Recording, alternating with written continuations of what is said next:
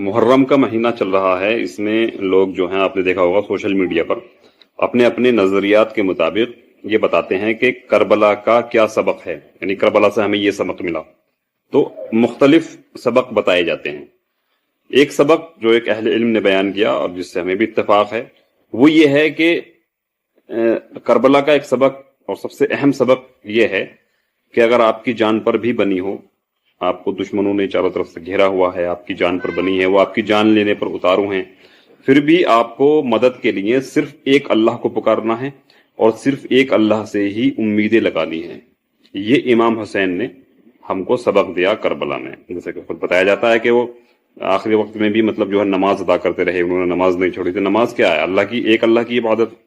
تو اس سے ہمیں یہ سبق ملا